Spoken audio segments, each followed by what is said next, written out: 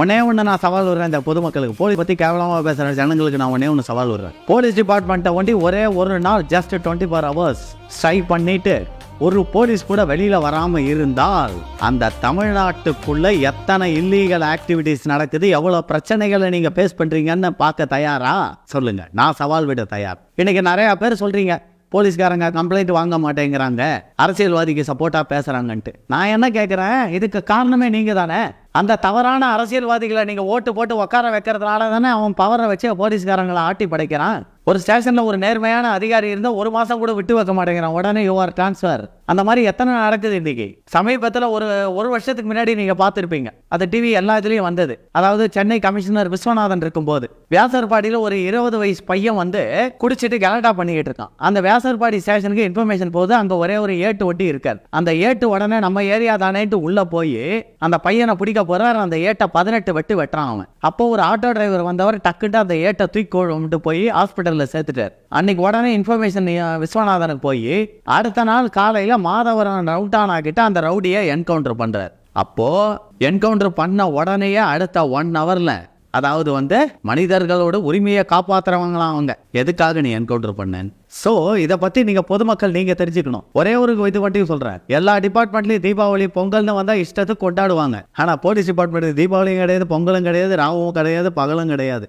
காலையில் தீபாவளி அன்னைக்கு கூட 6 மணிக்கு இதில் டியூட்டினா, டிராஃபிக்கில் டியூட்டினா வந்து அவன் நிற்கலாம். அவன் தலைவிதி அது பாவம். குடும்பத்தோட சந்தோஷமாக ஒரு நாள் கூட அவன் பண்டிகையை கொண்டாட முடியாது. அவனுக்கு போகிற அந்த நல்ல நேரம் ஏதாவது அன்றைக்கி ஆப்பு இருந்ததுன்னா மத்தியானம் டியூட்டி இருந்தால் அவங்க கொண்டாடணும், அவ்வளவுதான். அவங்க நிலமை அந்த மாதிரி இருக்கு பாவம்.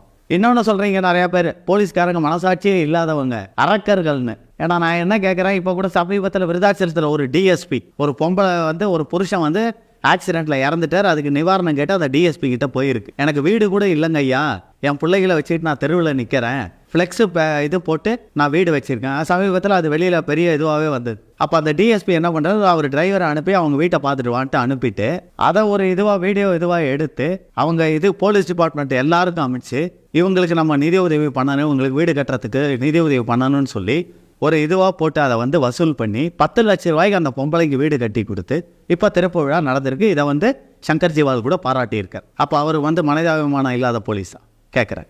எல்லாரும் மனிதர்கள் தான், போலீஸ் டிபார்ட்மெண்ட்லேயே மனிதர்கள் இருக்காங்க. நம்ம 5 வரலும் ஒரே மாதிரி இருக்கிறது இல்லை. ஒருத்தர் தவறு செய்யறதுக்காக எல்லாரும் கெட்டவர்கள் நீங்கள் சொல்லிட முடியாது. நான் அதே தான் கேட்குறேன், கெட்டவர்களை சுட்டி காட்டுற நீங்கள் நல்லவங்களை மாத்திர அரசியல்வாதியை ஒண்டி ஏன் நீங்கள் கேள்வி கேட்க மாட்டேங்கிறீங்க? அதை கேளுங்க முதல்ல, அதை சரி செய்யுங்க. ஒரு சாதாரண ஹெல்மெட்டுக்கு போலீஸ்காரன் பிடிச்சா உடனே ஒரு கவுன்சிலர் கூப்பிடுறீங்க, ஏன் அந்த தவறை நீங்கள் செய்கிறீங்க? அதை முதல்ல சொல்லுங்கள். இதையெல்லாம் நீங்கள் முதல்ல விடுங்க. தயவு செய்து போலீஸ் டிபார்ட்மெண்ட்டை பற்றி யாரும் கேவலமாக பேசாதீங்க. இன்னைக்கு இந்தியாவிலே நம்பர் 1 போலீஸ்னா அது தமிழ்நாடு போலீஸ் தான். எறும்பு போகாத இடத்துல கூட பூந்துருவாங்க.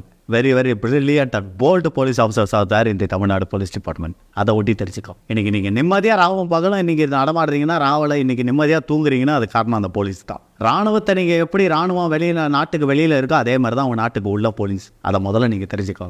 இப்போ 50 ரூபா 100 ரூபா லஞ்சம் வாங்குற தட்டி கேட்குற நீங்கள், உங்களுக்கு தைரியம் இருந்தால், இப்படியே நான் கேட்குறேன், உன் வரி பணத்தை கோடி கோடியாக கொள்ளையடிக்கிற அரசியல்வாதியை கேள்வி கேள். அதுதான் என்னுடைய அன்பான வேண்டுகோள். வணக்கம்.